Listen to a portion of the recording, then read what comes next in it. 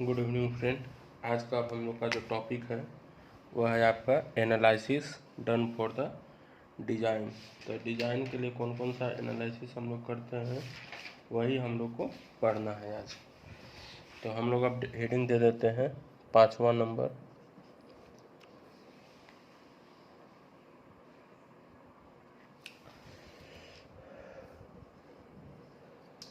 Analysis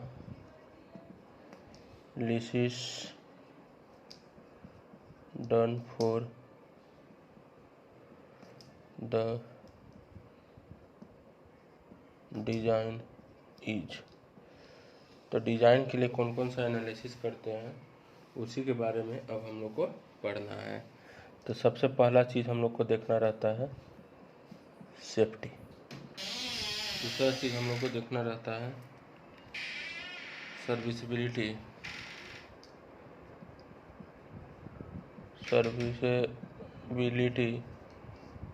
तीसरा चीज़ हम लोग को देखना रहता है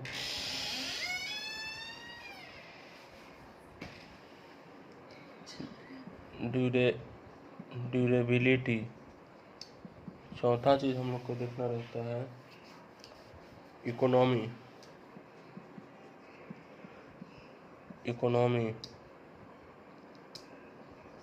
और पांचवा चीज़ हम लोग को देखना रहता है एस्थेटिक। तो अब हम लोग को जब भी हम लोग डिज़ाइन करते हैं तो डिज़ाइन करने के लिए स्ट्रक्चर में सबसे पहले देखेंगे कि वह सेफ है कि नहीं, फिर वह सर्विसिबिलिटी है कि नहीं। सर्विसिबिलिटी का मतलब क्या होता है, सर्विस देना। जैसे आप लोग होटल वगैरह सब में डालते हैं तो वहाँ पे आपको कस्टमर लोग सर्विस देता है। तो वही चीज़ कहने का मतलब मेरा बिल्डिंग अगर बन रहा है तो कितना दिन तक हमको सर्विस देगा, तो वही मतलब होता है सर्विसिबिलिटी का। ड्यूरेबिलिटी का मतलब कितना दिन तक चलेगा। इकोनॉमी का मतलब उसमें कितना पैसा लग रहा है। और एस्थेटिक का मतलब आपका क्या होता है कि उसका कलर वगैरह हिसाब पे डिपेंड करता है। तो अब हम लोग क्या करते हैं कि पूरा डिटेल से पढ़ने का कोशिश करते हैं। तो पहला टर्म हम लोग ले लेते हैं सेफ्टी को। चलिए, तो कह रहा है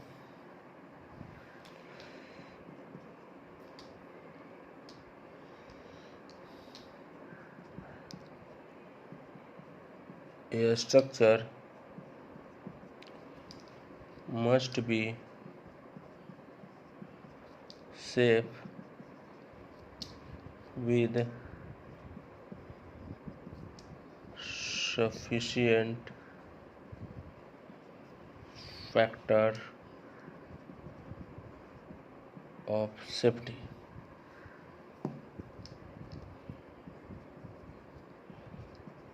for loading, that is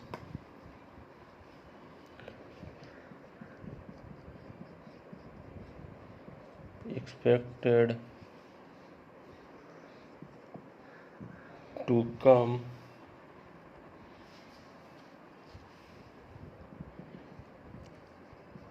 during design life. Example, designing of beam.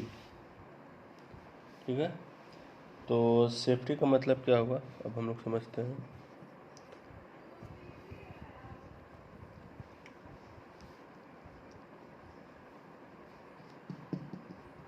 तो डिजाइनिंग ऑफ बीम कैसे सेफ होगा उसके बारे में समझते हैं। तो it is made safe under tensile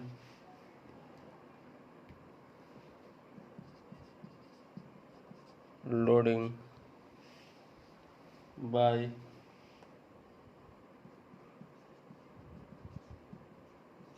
providing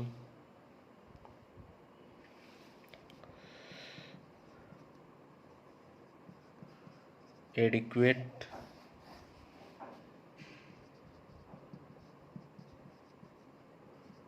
reinforcement reinforcement, ठीक है। तो देखिए सबसे पहले हम लोग देखते हैं कि एक स्ट्रक्चर जो होता है सेफ होता है with sufficient factor of safety. तो जब भी हम लोग स्ट्रक्चर को बनाते हैं तो फैक्टर ऑफ सेफ्टी देते हैं। फैक्टर ऑफ सेफ्टी कहने का मतलब क्या होता है कि जैसे मान लीजिए कोई स्ट्रक्चर बना है और इस पे मतलब 5 आदमी को सहने का कैपेसिटी है, लेकिन फैक्टर ऑफ सेफ्टी के हिसाब से हम लोग उसको ऐसा डिज़ाइन करेंगे कि 7 आदमी भी चढ़ जाए तो कोई दिक्कत नहीं है। तो उस डिज़ाइन को हम लोग बढ़ा के लेते हैं, उस लोड को बढ़ा के लेते हैं, ताकि अगर in the future in the case कुछ भी बढ़ जाए लोड तो उसको कैरी कर सके। इसलिए अगर हम लोग कोई भी स्ट्रक्चर को सेफ बनाना है तो हम लोग को प्रॉपर फैक्टर ऑफ सेफ्टी लेके चलना पड़ेगा। इसलिए हम लोग फैक्टर ऑफ सेफ्टी अप्लाई करते हैं। फैक्टर ऑफ सेफ्टी हम लोग इसलिए देते हैं स्ट्रक्चर में ताकि आपका हो सके जिसमें हम लोग डिज़ाइन कर रहे हैं उस डिज़ाइन से ज़्यादा भी लोड आ सकता है, तो इसके लिए हम लोग क्या करते हैं कि फैक्टर ऑफ सेफ्टी दे देते हैं, ताकि अगर इससे ज़्यादा भी लोड आ जाए तो हमको किसी भी प्रकार का दिक्कत नहीं होगा। तो एक चीज़ हम लोग को समझ में आ गया सेफ्टी। तो कोई भी स्ट्रक्चर को सेफ करना है तो सबसे पहले हम लोग को क्या देना पड़ेगा, फैक्टर ऑफ सेफ्टी देना पड़ेगा for loading that is expected to come during design life, ठीक है। अब जैसे हम लोग बीम का कोई डिज़ाइन करते हैं, तो जैसे बीम का डिज़ाइन करते हैं तो हम लोग जानते हैं कि उसमें कंप्रेशन यानी कंक्रीट लगेगा। कंक्रीट में आपका कंक्रीट कंप्रेसिव में स्ट्रॉन्ग होता है, टेंसाइल में वीक होता है, लेकिन टेंसाइल को स्ट्रॉन्ग करने के लिए उसमें हम लोग रेनफोर्समेंट डाल देते हैं। अगर हम लोग रेनफोर्समेंट डाल देंगे तो उस आपका क्या आ जाएगा, टेंसाइल लोड को भी कैरी कर लेगा। तो इस तरह से हम लोग स्ट्रक्चर को क्या करते हैं, सेफ करने का ध्यान रखते हैं।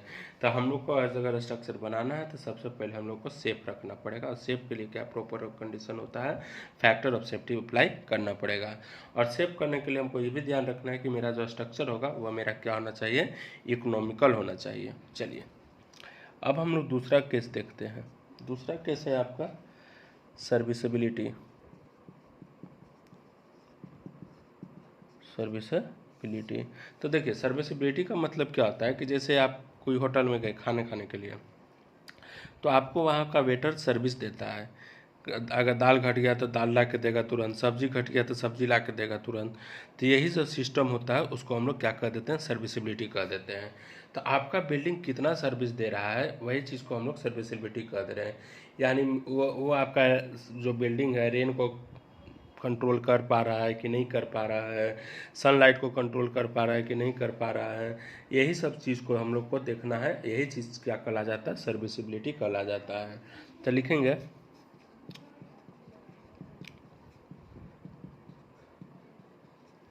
it signifies that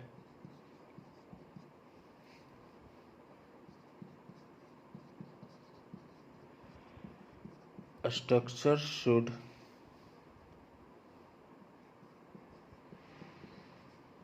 provide service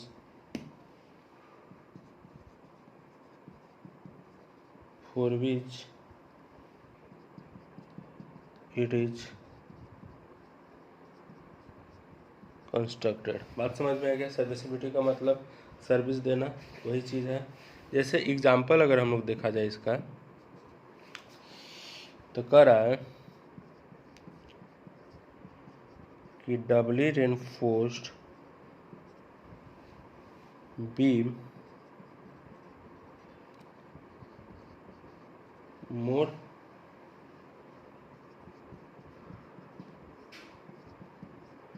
ability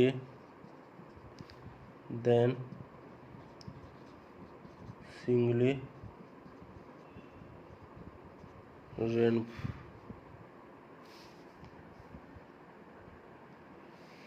reinforced beam. चलिए, तो यही कह रहा है कि जो आपका डबली रेनफोर्स्ड बीम होता है वह आपका ज़्यादा सर्विस देगा, किससे, सिंगली रेनफोर्स्ड बीम से। क्यों? क्योंकि डबली रेनफोर्स्ड बीम तो अब हम लोग आगे पढ़ेंगे हम लोग सिंगली रेनफोर्स्ड बीम और डबली रेनफोर्स्ड बीम, तो वो आप लोग को अपने आप ऑटोमेटिक पता चल जाएगा कि कौन आपको ज़्यादा सर्विस दे रहा है। डबली रेनफोर्समेंट क्या होता है, सिंगली रेनफोर्समेंट क्या होता है, एक डिटेल एक ब्रीफ आइडिया हम दे देते हैं यहाँ पे। जैसे देखिए मान लीजिए ये एक बीम है मेरा, सपोज डैट ये मेरा क्या होता है न्यूट्रल एक्सिस। आगे हम लोग सारा चीज़ जानेंगे, न्यूट्रल एक्सिस क्या होता है, क्यों यहाँ पे स्ट्रेस जीरो होता है। तो अभी समझ लीजिए कि ये मेरा है न्यूट्रल एक्सिस। न्यूट्रल एक्सिस के ऊपर जो जोन होता है उसको हम लोग क्या कह देते हैं, कंप्रेशन कहते हैं, ठीक है, कंप्रेशन जोन। और न्यूट्रल एक्सिस के जो नीचे होता है उसको हम लोग क्या कहते हैं, टेंशन जोन। तो देखिए अब हम लोग क्या करेंगे कि जब हम लोग रेनफोर्समेंट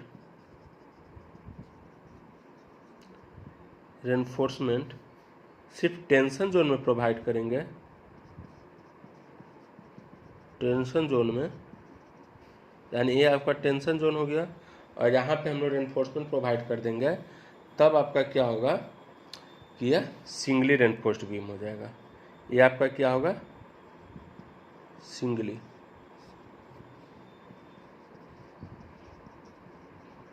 रेनफोर्स्ड बीम। तो बात समझ में आ गया कि जब भी अगर हम लोग रेनफोर्समेंट सिर्फ टेंशन जोन में प्रोवाइड करते हैं तो उस बीम को हम लोग क्या कह देते हैं, सिंगली रेनफोर्स्ड बीम कह देते हैं। अब सवाल उठता है कि डबली रेनफोर्स्ड बीम क्या होता है, तो उसको भी हम लोग देख लेते हैं। देखिए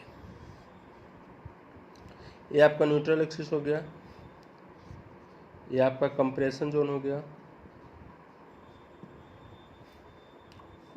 और ये आपका टेंशन जोन हो गया। तो डबली रेनफोर्समेंट बीम में क्या करते हैं कि कंप्रेशन जोन और टेंशन जोन दोनों में रेनफोर्समेंट प्रोवाइड करते हैं। यानी कहने का मतलब है कि जो रेनफोर्समेंट होगा वह आपका टेंशन प्लस कंप्रेशन दोनों में होगा। इसका मतलब यह आपका क्या हो जाएगा, डबली रेनफोर्स्ड बीम। आगे हम लोग पूरा डिटेल में पढ़ेंगे, singly reinforced, doubly reinforced beam, working stress method से, लिमिट स्ट्रेस मेथड से कैसे कैसे इसको डिज़ाइन किया जाता है, ये सारा चीज़ को हम लोग डिटेल में पढ़ेंगे आगे। लेकिन अभी हम लोग जान गए हैं कि सिंगली रेनफोर्स्ड बीम क्या होता है और डबली रेनफोर्स्ड बीम क्या होता है, ठीक है। तो हम लोग को अभी एनालिसिस कर किए, एनालिसिस डन फॉर डिज़ाइन। तो उसके लिए दो चीज़ का रिक्वायरमेंट पड़ा था, दो चीज़ का आपका रिक्वायरमेंट क्या पड़ा था, बहुत सारा चीज़ का रिक्वायरमेंट पड़ा था। तो पहला चीज़ था आपका सेफ्टी। तो सेफ्टी में हम लोग क्या पढ़े थे, स्ट्रक्चर सेफ होना चाहिए, और दूसरा चीज़ था आपका सर्विसिबिलिटी, कितना वह सर्विस देगा। अब हम लोग आगे पढ़ेंगे ड्यूरेबिलिटी के बारे में। ओके, तो अब हम लोग तीसरा पॉइंट देखेंगे, ड्यूरेबिलिटी।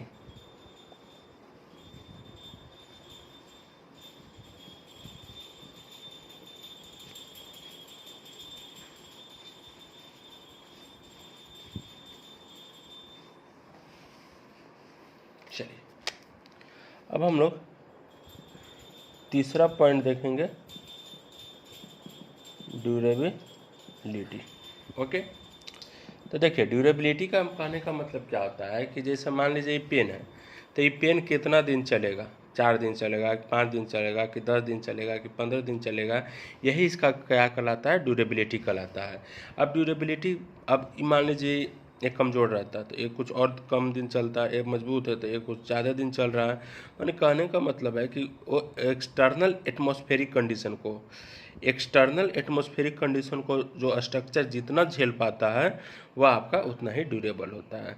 जैसे ये कोई पानी को कितना देर झेल पाएगा, या आपका सनलाइट को कितना देर झेल पाएगा, ये सब आपका एक्सटर्नल नेचुरल हैबिट्स है। तो ये सब चीज़ से ही आपका ड्यूरेबिलिटी के बारे में पता चलता है। तो जब भी हम लोग स्ट्रक्चर को बनाएंगे तो वह स्ट्रक्चर कैसा होना चाहिए, ड्यूरेबल होना चाहिए। चलिए इसमें देखते हैं क्या कहता है। यह structure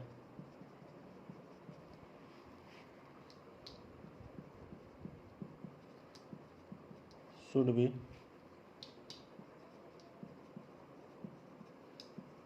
durable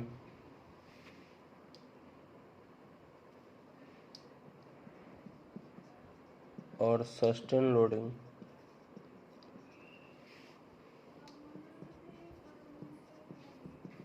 for which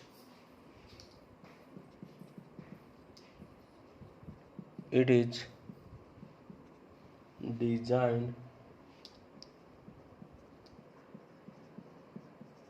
and should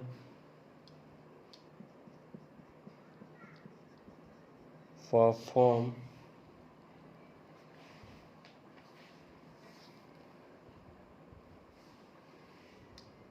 well within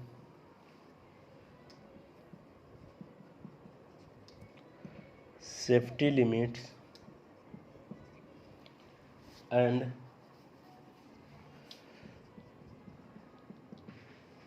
serviceability limits। आगे कर रहा है durability without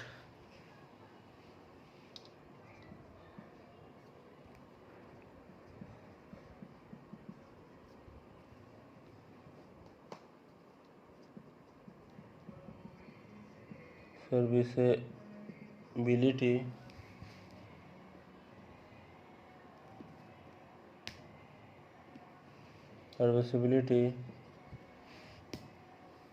and less margin of safety irrelevant। ठीक है, तो जैसे कह रहा है कि एक स्ट्रक्चर जो है ड्यूरेबल होगा और सस्टेन लोडिंग मैंने कितना लोड को कैरी करेगा, which is design and should perform well with safety limits and serviceability limit. तो कोई स्ट्रक्चर को अगर ड्यूरेबिलिटी देखना है कितना ड्यूरेबल है तो उसका सेफ्टी लिमिट भी देखना पड़ेगा और साथ साथ सर्विसिबिलिटी लिमिट भी देखना पड़ेगा। अगर कोई स्ट्रक्चर आपका सेफ नहीं है और आपका सर्विस अच्छा नहीं दे रहा है तो इसका मतलब वह ड्यूरेबल भी नहीं होगा। इसलिए कोई भी स्ट्रक्चर को ड्यूरेबल होने के लिए उसको सबसे पहले सेफ होना पड़ेगा और साथ साथ सर्विसिबिलिटी भी देगा, तभी स्ट्रक्चर ड्यूरेबिलिटी कहलाएगा। अगर स्ट्रक्चर मेरा सेफ नहीं है, मेरा अगर सर्विसिबिलिटी नहीं दे रहा तो इसका मतलब वह ड्यूरेबल नहीं है। अब हम लोग एक एग्जांपल के माध्यम से देख लेते हैं ड्यूरेबिलिटी को। तो ड्यूरेबिलिटी के लिए आपको सबसे पहले ज़रूरी है कि वह स्ट्रक्चर सेफ होना चाहिए और साथ साथ आपका स्ट्रक्चर क्या होना चाहिए, सर्विसिबिलिटी होना चाहिए। चलिए, तो आप हम लोग सेफ और सर्विसिबिलिटी को हम लोग पहले पढ़ चुके हैं, अब इसका एग्जाम्पल देखते हैं।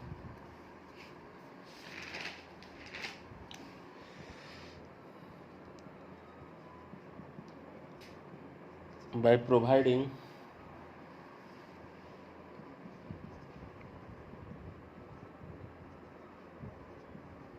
nominal cover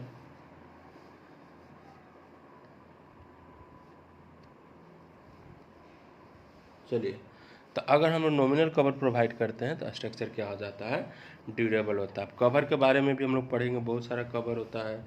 नॉमिनल कवर हो गया आपका, कौन सा कवर होता है, सारा चीज़ हम लोग आगे पढ़ेंगे डिटेल में। चलिए, तो हम लोग का एक सेफ्टी क्लियर हो गया, सर्विसिबिलिटी क्लियर हो गया, ड्यूरेबिलिटी क्लियर हो गया। अब हम लोग का आगे का जो पॉइंट है, चौथा पॉइंट, वह आपका है economy.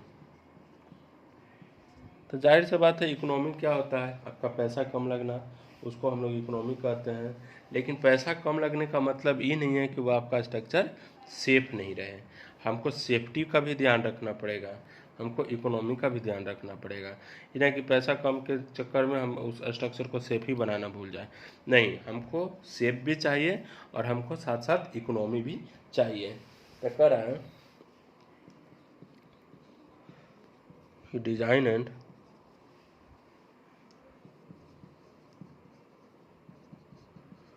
construction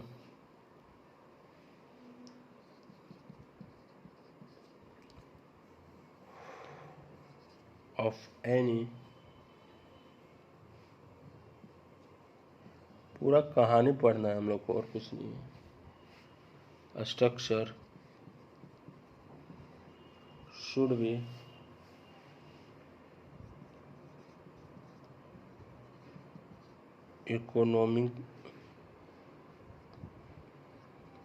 economical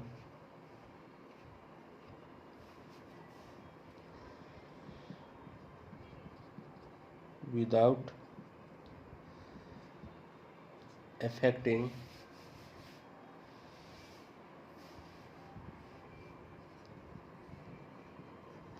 safety and durability. तो हम लोग को कंस्ट्रक्शन जो है उसको क्या रखना है, इकोनॉमिकल रखना है, लेकिन साथ साथ हमको ये भी ध्यान रखना है कि वह इफेक्ट नहीं करे सेफ्टी और ड्यूरेबिलिटी को। तो हम लोग को कंस्ट्रक्शन कर रहे हैं तो हम लोग को देखना है कि स्ट्रक्चर मेरा इकोनॉमिकल हो, लेकिन साथ साथ वह सेफ भी हो और आपका ड्यूरेबल भी हो। एक एग्जांपल के माध्यम से इसको हम लोग समझने का कोशिश करते हैं। तो देखिए, monolithic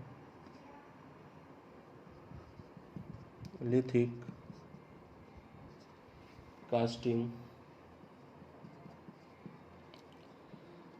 of beam and slab using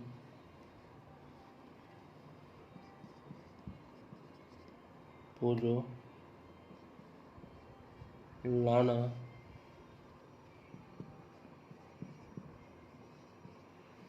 in some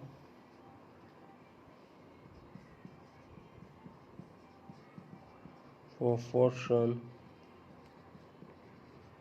with cement. ठीक है। तो अब जैसे हम लोग बीम का कास्टिंग करते हैं तो हो सकता है हर समय हमको ओपीसी ही नहीं देना पड़े। ओपीसी ऑर्डिनरी पोर्टलैंड सीमेंट होता है, लेकिन अगर हमको पोजलाना से भी काम चल जाए तो हम पोजलाना भी यूज कर सकते हैं। पोजलाना क्या होता है कि राख टाइप का आप समझिए, वो हम लोग बीएमसी में जब बिल्डिंग मटेरियल इन कंस्ट्रक्शन पढ़ेंगे तो उसमें सीमेंट पढ़ना, सीमेंट का पूरा तरह का टाइप पढ़ना, 13-14 को टाइप है, उसी में आपको यह चीज़ मिल जाएगा। इस नहीं अभी ध्यान देना, बस इतना सोचना है कि मेरा जो स्ट्रक्चर होगा अगर इकोनॉमिकल होगा तो वह आपको इफेक्ट नहीं होना चाहिए डिजाइन में, शेप में और साथ साथ आपका ड्यूरेबिलिटी में। और जो पांचवा जो मेरा कंडीशन है वह आपका क्या है, एस्थेटिक। एस्थेटिक तो एस्थेटिक मतलब क्या होता है कि मेरा जो स्ट्रक्चर बन रहा है उसका जो देखने का जो चीज़ है, यानी कलर वगैरह ये सब जो है आपका सही होना चाहिए। तो कह रहा हूँ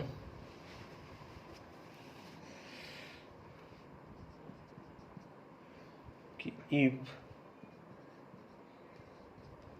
large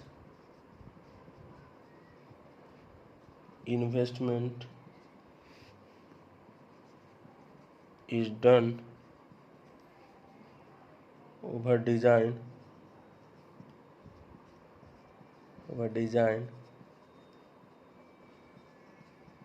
and construction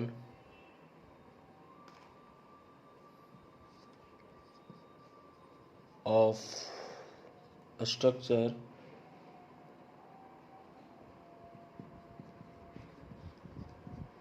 it should be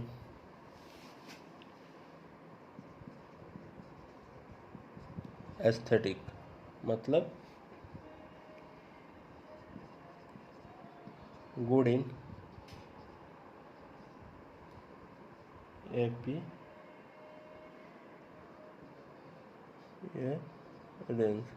तो अगर स्ट्रक्चर हम लोग बनाएंगे तो आपका एस्थेटिक होना चाहिए। एस्थेटिक करने का मतलब आपका एपियरेंस यानी देखने में बढ़िया होना चाहिए। इसका अगर एग्जांपल हम लोग एक लेते हैं तो देख लिए, एक एग्जांपल के माध्यम से अब इसको समझते हैं। तो by changing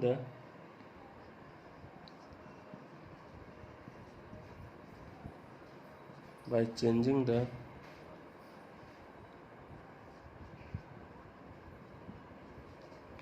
geometry of section like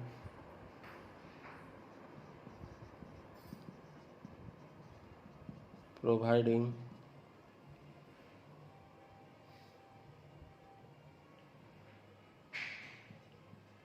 half round section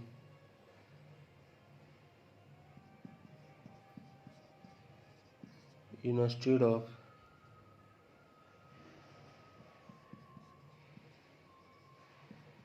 rectangular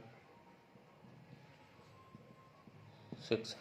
तो देखिए जब अगर हम लोग को ज्योमेट्री चेंज करना होगा कोई भी सेक्शन के, like providing half round section, rectangular section के जगह पे अगर हम लोग राउंड स्ट्रक्चर दे दें तो आपको देखने में ज़्यादा स्ट्रक्चर दिखेगा बढ़िया। तो यही चीज़ हो गया आपका एस्थेटिक। तो कोई भी स्ट्रक्चर को अगर हमको डिज़ाइन करना है तो स्ट्रक्चर डिज़ाइन करने के लिए हमको यही 5 गो पैरामीटर को ध्यान रखना है। पहले सेफ्टी होना चाहिए, सर्विसिबिलिटी होना चाहिए, ड्यूरेबिलिटी होना चाहिए, इकोनॉमिक होना चाहिए और साथ साथ एस्थेटिक होना चाहिए। तो यहाँ तक हम लोग को 5 टॉपिक कंप्लीट हो गया था। Analysis done for the design is. अब हम लोग नेक्स्ट वीडियो में प्लेन सीमेंट कंक्रीट के बारे में पढ़ेंगे, पीसीसी क्या होता है। फिर उसके बाद रेनफोर्स सीमेंट कंक्रीट के बारे में पढ़ेंगे कि प्लेन सीमेंट कंक्रीट के बाद रेनफोर्स सीमेंट कंक्रीट कैसे आया, क्यों आया, इसका ज़रूरत क्या पड़ा। यही सब चीज़ के बारे में अब हम लोग डिटेल में पढ़ेंगे नेक्स्ट वीडियो में। ओके।